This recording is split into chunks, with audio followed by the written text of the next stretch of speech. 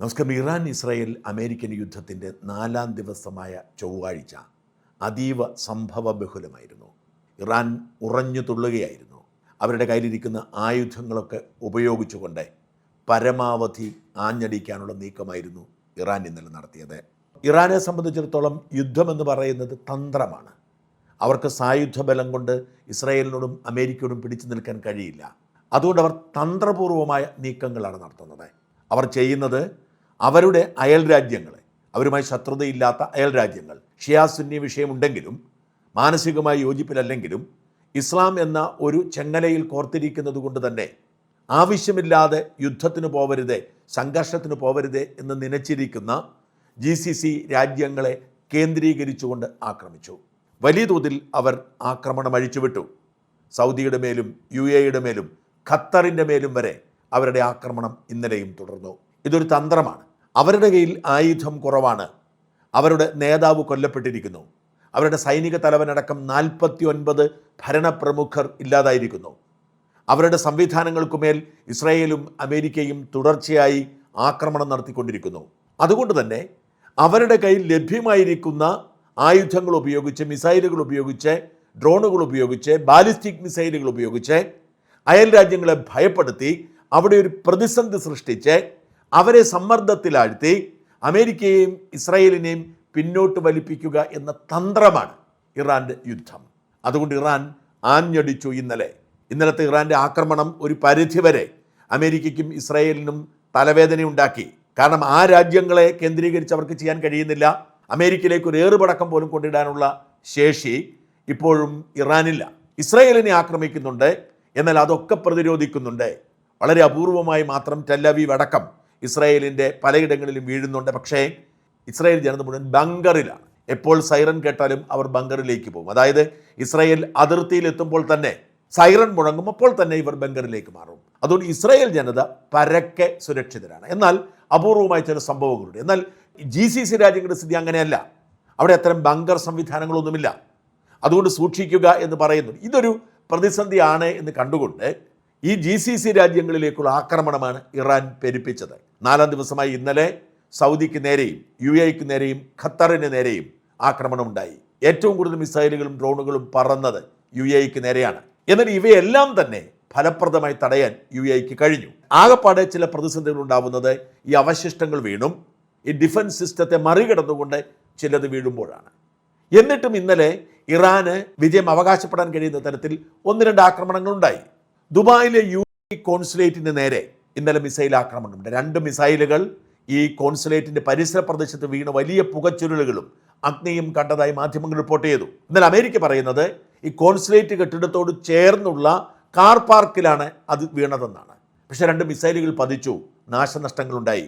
ആർക്കും പരിക്കേറ്റിട്ടില്ല, ആർക്കും ഒന്നും സംഭവിച്ചിട്ടില്ലെങ്കിൽ പോലും അമേരിക്കയുടെ കോൺസുലേറ്റിൻ്റെ മുമ്പിൽ, കോൺസുലേറ്റ് കെട്ടിടത്തോട് ചേർന്ന് ബോംബിട്ടു എന്ന് പറയുന്നത് അമേരിക്കയെ സംബന്ധിച്ചിടത്തോളം നാണക്കേട് തന്നെയാണ്. അതിൻ്റെ തലേദിവസം സൗദിയുടെ തലസ്ഥാനമായ റിയാദിലെ അമേരിക്കൻ കോൺസുലേറ്റിന് മുമ്പിലും ബോംബ് വീണിരുന്നു. അമേരിക്ക പറഞ്ഞു ഒന്നും സംഭവിച്ചിട്ടില്ല, അതൊക്കെ വെറുതെ പറയുന്നതാണ്, വീണു എങ്കിൽ പോലും സംഭവിച്ചില്ലെന്നൊക്കെ അമേരിക്ക പറഞ്ഞെങ്കിലും ഇറാൻ അവകാശപ്പെട്ടത് കോൺസുലേറ്റ് കെട്ടിടം തകർത്തെന്നാണ്.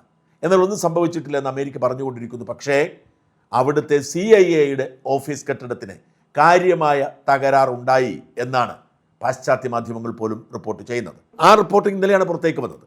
ഇത്തരത്തിൽ അമേരിക്കൻ താല്പര്യങ്ങളെ കണ്ടുപിടിച്ച് ആക്രമിക്കുന്ന പ്രവണത ഇറാൻ നടത്തി വന്നിട്ടുണ്ട്. UAEയിലെയും സൗദിയിലെയും എണ്ണപ്പാടത്തിന് നേരെ ആക്രമണമുണ്ടായി.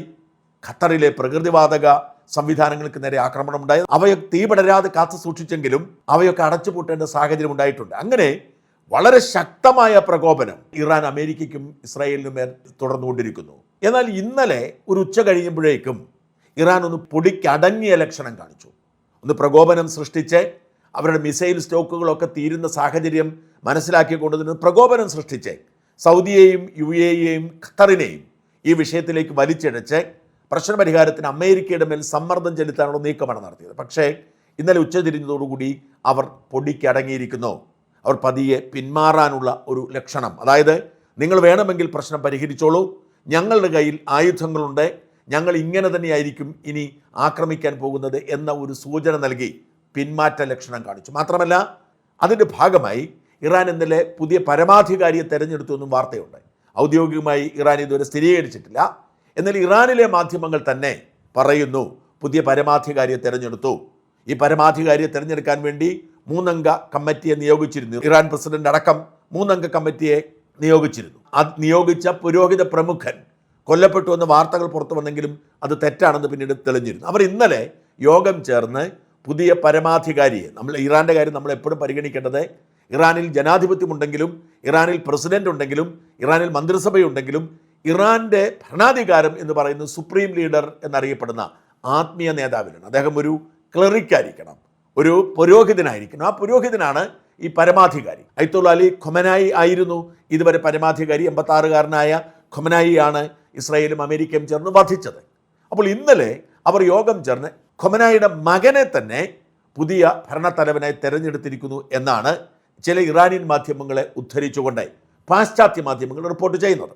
കൊല്ലപ്പെട്ട അലി ഖൊമനായിയുടെ 2ാമത്തെ മകനായ മൊജ്താബ ഖൊമനേയിയാണ് പുതിയ സുപ്രീം ലീഡറായി തെരഞ്ഞെടുത്തിരിക്കുന്നത് എന്ന് മാധ്യമങ്ങൾ റിപ്പോർട്ട് ചെയ്യുന്നു. ഇറാൻ സ്ഥിരീകരിക്കത്രത്തോളം കാലം നമുക്കിതിനെക്കുറിച്ച് ധാരണയില്ല.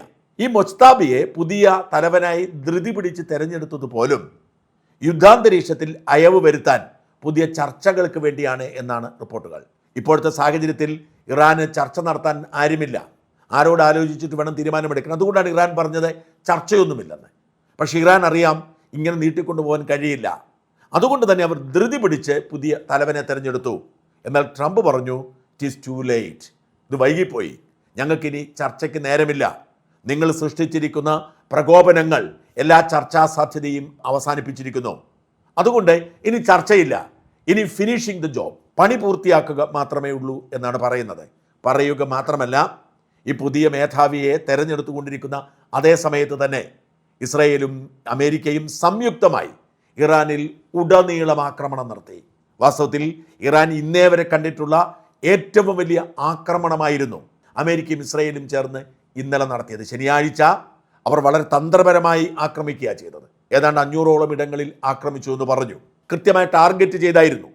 ഇറാൻ്റെ പരമാധികാരിയെ കൊല്ലുക, ആ പരമാധികാരിയുടെ കൂടെ ചേർന്നിരിക്കുന്ന, ആ യോഗത്തിൽ പങ്കെടുത്തിരിക്കുന്ന സൈനിക തലവന്മാരടക്കമുള്ളവരെ കൊല്ലുക എന്ന ലക്ഷ്യമായിരുന്നു. അതിലാണ് ഈ അലി ഖൊമേനിയും അദ്ദേഹത്തിൻ്റെ ഭാര്യയും മകളും മരുമകനും കൊച്ചുമകനും അടക്കം 49 പേർ വധിക്കപ്പെട്ടത്. ഏറ്റവും വലിയ നഷ്ടമായിരുന്നു.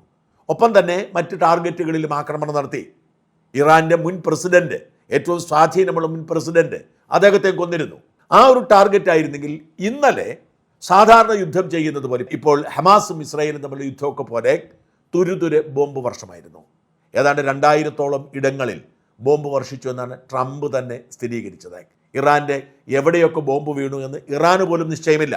ഇതിനൊക്കെ നേതൃത്വം കൊടുക്കുന്നത് ഇസ്രായേലാണെങ്കിലും ഇസ്രായേൽ ഒരു അവകാശവാദവും നടത്തുന്നില്ല. ഈ യുദ്ധത്തിലെ ഏറ്റവും വലിയ പ്രത്യേകത ഇസ്രായേലിന് അവകാശവാദങ്ങളൊന്നുമില്ല എന്നതാണ്. ഇസ്രായേൽ യുദ്ധത്തിന് നേതൃത്വം കൊടുക്കുന്നു, എന്നാൽ അമേരിക്കയാണ് നേതൃത്വം കൊടുക്കുന്നത് എന്ന് പ്രതീതി സൃഷ്ടിക്കുന്നു. അങ്ങനെ ഇസ്രായേൽ ഇന്നലെ തീ നരകം തന്നെ സൃഷ്ടിച്ചു ഇറാനിൽ എന്നാണ് വാർത്തകൾ. ഇറാനിൽ മാധ്യമപ്രവർത്തകർക്കൊക്കെ വിലക്കുണ്ട്. അതുകൊണ്ട് ഇറാനിൽ സംഭവിക്കുന്നത് എന്താണെന്ന് കൃത്യമായൊരു ധാരണ പുറത്തേക്കില്ല. എന്നാൽ BBC അടക്കമുള്ള മാധ്യമങ്ങൾ പറയുന്നു ഇന്നലെ നരകത്തീയായിരുന്നു ഇറാനിൽ എന്ന്. ടെഹ്റാൻ മാത്രമല്ല, ഇറാനിലെ ഒട്ടുമിക്ക നഗരങ്ങളും ആക്രമിക്കപ്പെട്ടു. പ്രസിഡന്റിൻ്റെ കൊട്ടാരത്തിൻ്റെ മേൽ ബോംബ് വീണു. മന്ത്രിമാരും മറ്റ് പ്രധാനപ്പെട്ട ആളുകളുടെയും വീടുകൾ തകർത്തു. ആണവ കേന്ദ്രങ്ങൾക്ക് മേൽ ആക്രമണമുണ്ടായി. ഇറാനിയൻ റവല്യൂഷണറി ഗാർഡിൻ്റെ ആസ്ഥാനത്തിന് മേൽ ബോംബ് വർഷമുണ്ടായി. ഇറാനിൻ്റെ മിസൈൽ സംവിധാനങ്ങൾ തകർത്തു. ഇറാൻ്റെ വ്യോമ പ്രതിരോധ സംവിധാനം അപ്പാടെ തകർത്തെന്നും ഒരു തരത്തിലും അവർക്ക് പ്രതിരോധിക്കാൻ കഴിയില്ലെന്നുമാണ് ട്രംപ് അവകാശപ്പെട്ടത്. അതായത് ഇന്നലെയാണ് യഥാർത്ഥത്തിൽ ഇറാൻ്റെ മേൽ തീമഴ പെയ്യിപ്പിച്ചത്. വാസ്തവത്തിൽ ഇറാൻ പരമാവധി പ്രതിരോധിച്ച് നേടിയെടുക്കാനുള്ള നീക്കത്തിലായിരുന്നു. ആ പ്രതിരോധ സംവിധാനമൊക്കെ തകർത്ത് ഇനി ഒരു തരത്തിലുള്ള ചർച്ചയ്ക്കുമില്ല, വിട്ടുവീഴ്ചയ്ക്കുമില്ല എന്ന തരത്തിൽ തീർത്തടിക്കുകയായിരുന്നു ഇന്നലെ അമേരിക്കയും ഇസ്രായേലും. ഇതേ സമയം ഇസ്രായേലിൻ്റെ 2ാം യുദ്ധമുഖം അങ്ങനെ തന്നെ നീളുകയാണ്. ഹിസ്ബുള്ളയെ നേരിടാൻ വേണ്ടി ലെബനോണിലേക്കുള്ള വലിയ ആക്രമണം, അനേകം പേരെ കൊന്നു. അവരൊക്കെ ഹിസ്ബുള്ള ഭീകരരാണെന്നാണ് ഇസ്രായേൽ പറയുന്നതെങ്കിലും ലെബനോൻ പറയുന്നു നിരപരാധികളെ മനുഷ്യർ കൊല്ലപ്പെടുന്നെന്ന്. ലെബനോൻ നിസ്സഹായരായി നിൽക്കുകയാണ്. ഇസ്രായേൽ അടിച്ചു കയറുകയാണ്. നേരത്തെ ഇവർ തമ്മിലുള്ള വെടിനിർത്തൽ വന്നതാണ്. പക്ഷേ വെടിനിർത്തലൊക്കെ കാറ്റിൽ പറത്തി അടിക്കുകയാണ്. കാരണം ഹിസ്ബുള്ള ഇസ്രായേലിനെ ദുർബലപ്പെടുത്താൻ ഇസ്രായേലിന് നേരെ ആക്രമണം അഴിച്ചുവിട്ടു. ഇങ്ങനെ ഒരു വശത്ത് ഇസ്രായേൽ സേന പൂർണ്ണമായും ഹിസ്ബുള്ളയെ കേന്ദ്രീകരിച്ച് ആക്രമണം നടത്തുമ്പോൾ തന്നെ ഇവിടെ ഇറാനെ നിലം പരിശാക്കാനുള്ള ആക്രമണം അമേരിക്കയുടെ നേതൃത്വത്തിൽ അമേരിക്കയും ഇസ്രായേലും ചെയ്തുകൊണ്ടിരിക്കുന്നു. ഈ യുദ്ധം അവസാനിപ്പിക്കാൻ കഴിയുമെന്ന് പ്രതീക്ഷിച്ച് ഇറാൻ പുതിയ സുപ്രീം ലീഡറെ തെരഞ്ഞെടുക്കുകയും ചർച്ചയ്ക്ക് സന്നദ്ധത കാണിക്കുകയും ചെയ്തപ്പോഴാണ് അത്തരം എല്ലാ വാതിലുകളും അടച്ച് അമേരിക്കയും ഇസ്രായേലും സമ്പൂർണ്ണ യുദ്ധം പ്രഖ്യാപിച്ച് മുമ്പോട്ട് പോകുന്നത്. ഈ ദിവസങ്ങളിൽ ഒരു പരിഹാരമുണ്ടാവും എന്നാണ് റിപ്പോർട്ട്. ഇറാന് മുമ്പിൽ മറ്റ് വഴികളൊന്നുമില്ല. സായുധ ശേഖരം അവസാനിച്ചു കഴിഞ്ഞാൽ ചർച്ചയ്ക്കുള്ള വഴിയില്ലെങ്കിൽ കീഴടങ്ങുക എന്നത് മാത്രമാണ് ഇറാൻ്റെ മുമ്പിലുള്ള വഴി.